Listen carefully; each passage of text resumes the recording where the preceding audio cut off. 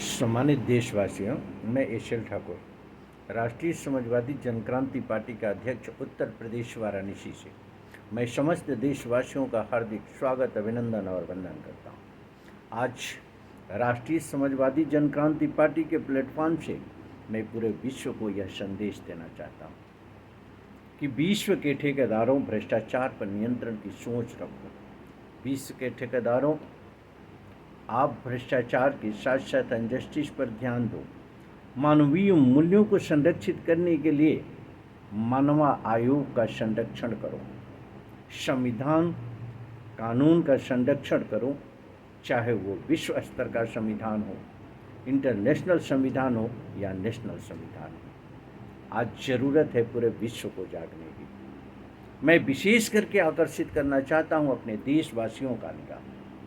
राष्ट्रीय समाजवादी जनक्रांति पार्टी आप सभी से अपील करना चाहती है कि आज पूरा विश्व संक्रमण काल से गुजर रहा है। आज हमारा भारत पूरी तरीके से संक्रमण काल से गुजर रहा है।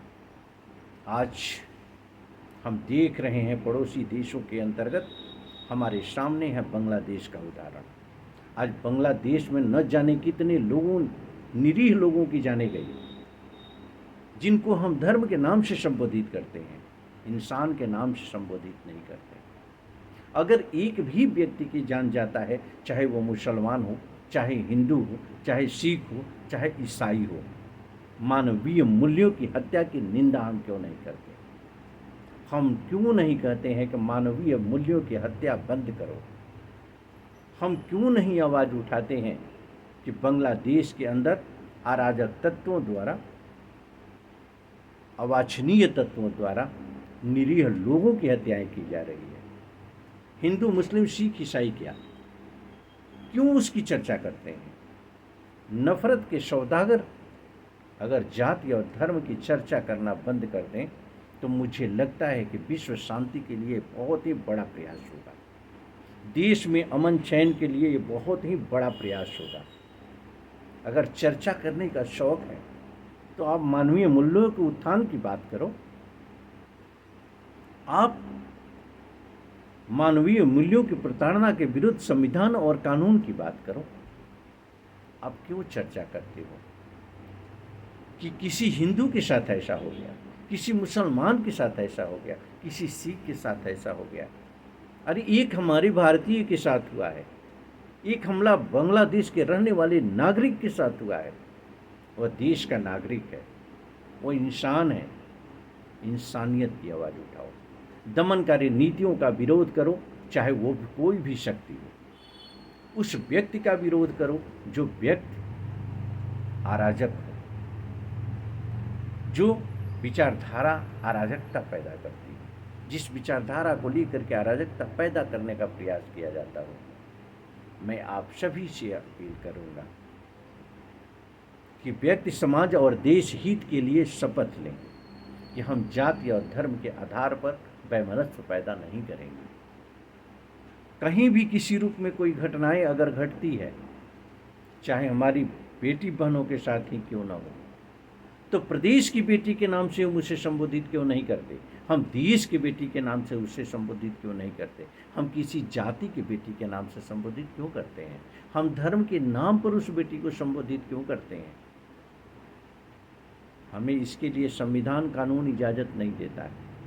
तो संविधान और कानून के ठेकेदार बन करके हम जब संविधान और कानून की धज्जियां उड़ाते हुए हम कहते हैं कि अमुक जाति का व्यक्ति है, अमुक धर्म को मानने वाला व्यक्ति है, ये किसने हमें अधिकार दिया है? हमारी धर्म की स्वतंत्रता को तार तार करने का अधिकार किसने दिया है? जाति के अधिकार को तार तार करने का अधिकार किसने दिया है? ये नफरत के सौदागर क्यों समाज को जला रहे हैं?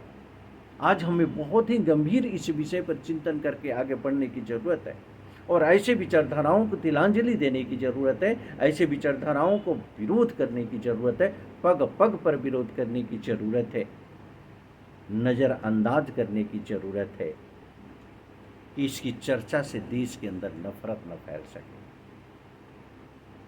हम जाने इस कारणों को। कहाँ है मानव आयोग?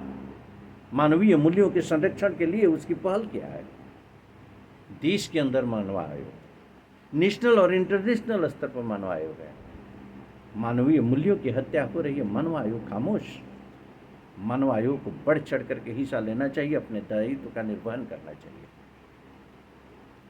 मैं ये अपील करना चाहूँगा राष्ट्रीय समाजवादी जनक्रांति पार्टी से के माध्यम से देशवासियों से, अगर आप चाहते हैं सामाजिक परिवर्तन, आप चाहते हैं व्यक्तित्व का विकास, समाज का विकास और देश का विकास, और रियल में आप देशभक्त हो, तो नफरत भरी बातों को तिलांजलि दें। यही आपकी देशभक्ति है। कोई भी ऐसी विभेद की बातें न हो जिससे कि नफरत के सौदागर बन करके और समाज का दोहन, समाज का शोषण और भ्रष्टाचार करने वाले लोग सफल हों। आज इन्हीं नीतियों के कारण आज सारी बुराइयां हमारे ऊपर हावी है, चाहे वह अनियंत्रित महंगाई के रूप में हो, भ्रष्टाचार के रूप में हो, अन्याय के रूप में हो, आज चाहे वह प्रयास नफरत के सौदागर के रूप में पहल करके सारी व्यवस्थाओं को छीन बीन करने की। आप सभी से अपील है कि आप सब मिलजुल करके इनकलाब की तरफ आगे बढ़ें और मानवीय मूल्यों का संरक्षण करें। इसी अपील के साथ पुनः मुलाकात होगी, तब तक के लिए मैं आपसे इजाज़त चाहता हूँ। धन्यवाद।